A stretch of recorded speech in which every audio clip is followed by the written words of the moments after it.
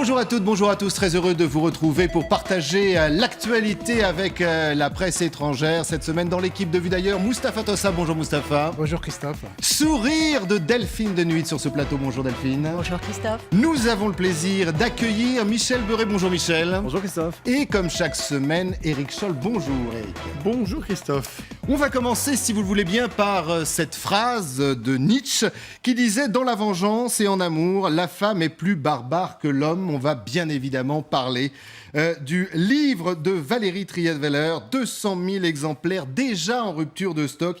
Et il faut bien le dire, ça fait les choux gras de la presse internationale. L'Allemagne, bien sûr, l'Italie, on en parlera. New York et également l'Angleterre, bref, toutes les capitales du monde ne parlent que de cette affaire. Et il faut bien le dire, et on en parlera avec vous d'ailleurs Michel, il n'y a qu'un quotidien qui prend la défense de François Hollande en disant, je cite effectivement, que François Hollande est une victime lacérée par la plume vengeresse de son ex-compagne. Bien évidemment, on va parler des retombées de cette affaire. On va surtout voir qui défend le président de la République. Ils sont deux. On va commencer par une figure quasi obligée, Manuel Valls. Quand on abaisse le débat public par des attaques outrancières ou par le mélange de la vie publique et de la vie privée, on abaisse ce débat. Et moi, j'en appelle au respect de la vie de chacun et à la dignité de ces débats publics. Et nous ne nous laisserons en aucun cas entraîner. Autre défense, plus surprenante, quoique, écoutez. C'est n'importe quoi. Je veux dire, c'est le contraire du sens de l'engagement politique d'un grand responsable de gauche. Et François Hollande, il a été très longtemps président du Conseil général de la Corrèze. Eh bien, renseignez-vous sur ce qui a été fait avec le Conseil général de la Corrèze et l'attention qui a été portée aux plus précaires. Alors je le disais, c'est le sujet de la presse internationale. Alors en Allemagne, Der Spiegel par exemple évite 320 pages de douleur, de jalousie, de vengeance. La presse britannique met l'accent justement sur Rottweiler réplique. C'est très cinglant pour l'ex-première dame. Même The Economist s'y met. On parle de véritable séisme. Avant de rentrer dans le détail, petit tour de table, ce que vous avez pensé de ce livre et même simplement du fait de faire ce livre de la part de Valérie Trierweiler. Mustapha.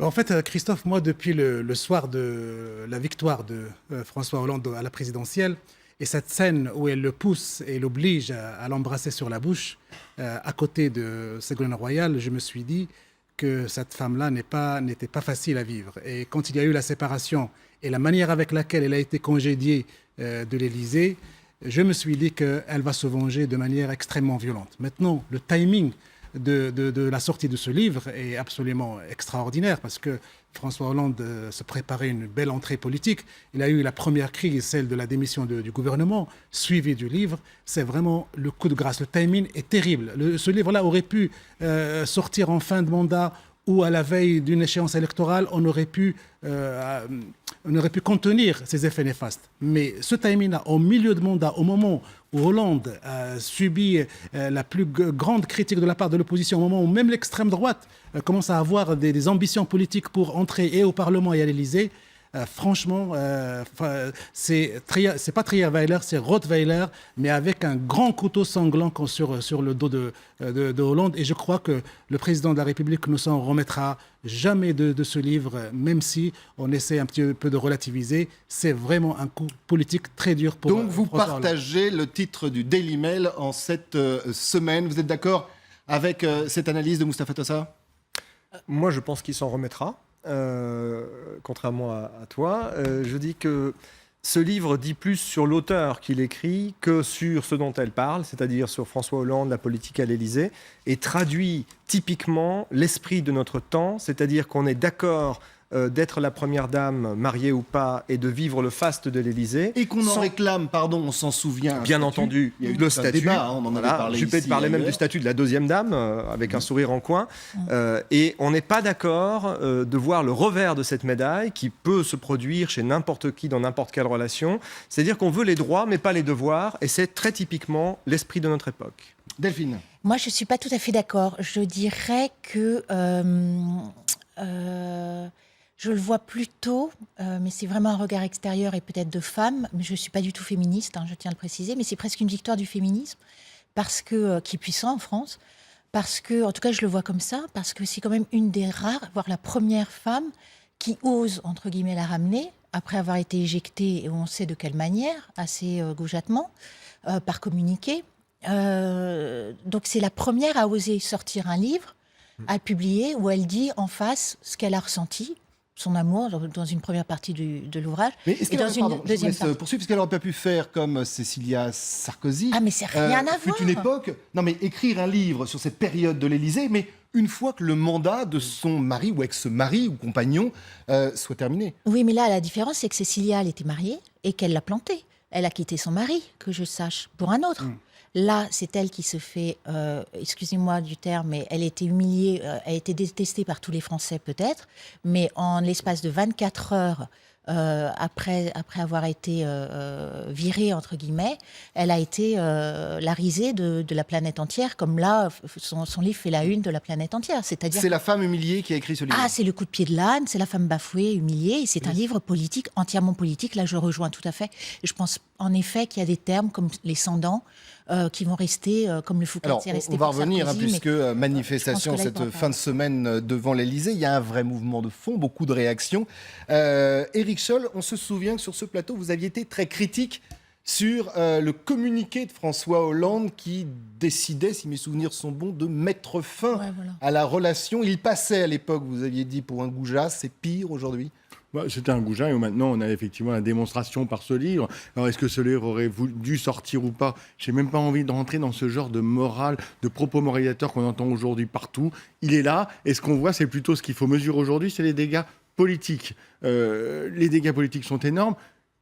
En réalité ils sont énormes mais au fond j'avais envie de dire François Hollande était déjà très bas.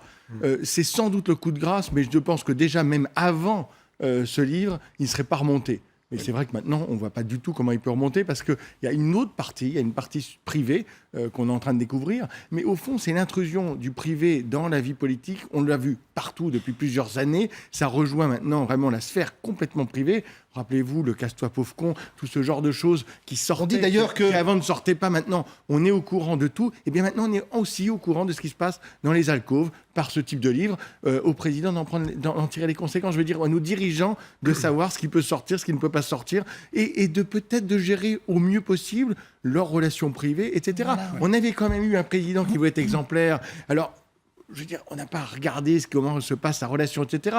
Mais au moins exemplaire dans la communication, on s'aperçoit que c'est un désastre total et que la pipolisation a finalement rempli les écrans, fait de l'audimat. On a l'impression qu'on est dans une série télévisée en ce moment, qu'on est rentré dans la 3e saison de La descente aux enfers, que ça fait des scores d'audimat. Simplement, on ne voit pas jusqu'où ça va aller. À l'inverse des sondages, on en reparlera pour François Hollande, surtout qu'on est à quelques mois de l'épisode du scooter de Julie Gaillet.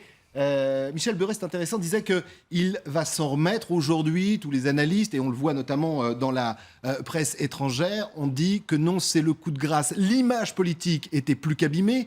Difficultés économiques, bien sûr, des changements tous azimuts. On reparlera des difficultés au sein même du gouvernement. C'est un peu la rentrée catastrophe. Mais aujourd'hui, on a l'impression que c'est comme le disait Éric, c'est l'homme qui est abîmé, c'est-à-dire... celui, quelque part, qui a porté les primaires, qui a porté la campagne, qui a promis aux Français.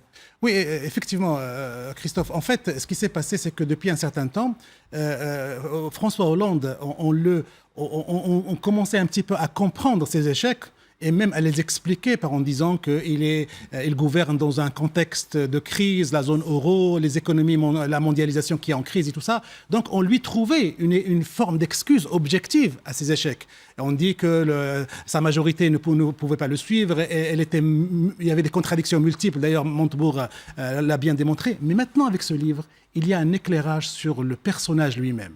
Un éclairage sur l'intime, sur sa manière de fonctionner, sur ce qu'il pense. Et ça va rester... La culture du mensonge. Et ça va rester... La culture du mensonge qui est apparue il y a quelques mois. Un cynisme dans un cynisme privé. Ça va rester dans l'imagination des Français. L'homme qu'ils ont élu, ce n'est pas l'homme rond, l'homme, le conseiller général de Corrèze, sympathique, Il avait l'image qui a de l'empathie sympathique avec qu'il avait, les gens, c'est un autre personnage. Et c'est là où je dis que ça serait un miracle s'il arrive à faire oublier cet épisode. C'est comme si demain DSK arrive à faire oublier tout son passé L'épisode du Carlton et celui de de prostitution et passé sexuel. S'ils arrivent à faire oublier ça, c'est que vraiment les Français ont de la mémoire courte et qu'il y a une amnésie qui est en train de se faire. Mais moi, je n'y crois pas. On reste sur ce thème-là avec cette réflexion qu'aurait fait François Hollande, les sans-dents. Ouais. Vous parliez tout à l'heure, Éric, du casse-toi pauvre con.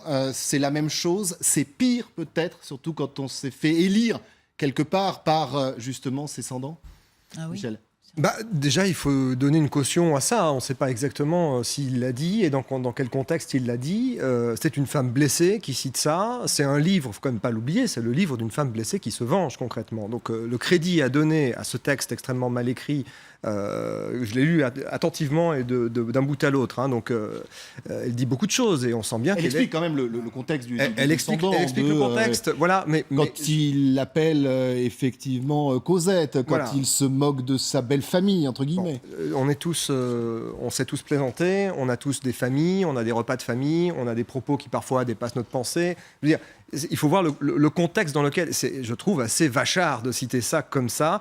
Je ne crois pas un instant que Hollande est anti-pauvre, ni qu'il est anti-riche d'ailleurs. Je crois qu'il est effectivement un animal à sang-froid. C'est comme tous Il les est politiques. un homme normal avant d'être un C'est président quelqu'un, normal. non, c'est un homme politique redoutable qui, derrière sa rondeur, cache effectivement ce qu'on dit qu'il est. Sinon, on n'est pas là. Et évidemment, on ne peut pas faire carrière en politique sans mentir. Enfin, quelle naïveté de notre part de croire qu'on peut faire carrière, devenir président de la République sans mentir. Bien sûr qu'on ment. Et la dangerosité de cette expression de son don que les spécialistes disent que Trierweiler ne peut pas l'avoir inventée, c'est une expression que Hollande aurait pu prononcer, c'est qu'elle épouse le discours politique ambiant. Elle épouse un petit peu les positionnements de Mélenchon, les reproches de Montebourg, les sondants, c'est Oui, ça. ça arrive alors qu'il y a un virage politique, Le discours de Valls devant social-démocrate et plus que ça. Donc c'est une expression qui épouse l'air du temps. Et donc l'air du temps C'est lui bien donne, tombé, en fin de compte. lui donne de la crédibilité et donc de l'efficacité et elle va rester. Maintenant avec tous les réseaux sociaux, tout le mouvement de contestation anti-Hollande va se baser sur ça. Vous voulez être un président de gauche, montrez-le. Sinon, vous êtes un président de droite, alors autant choisir un président de droite à votre place. Alors, on se retrouve dans quelques instants après le journal. On continuera bien sûr à parler de ce livre, mais on parlera aussi de l'autre Cahuzac, beaucoup plus petit, mais les dégâts sont pas moins grands. À tout de suite.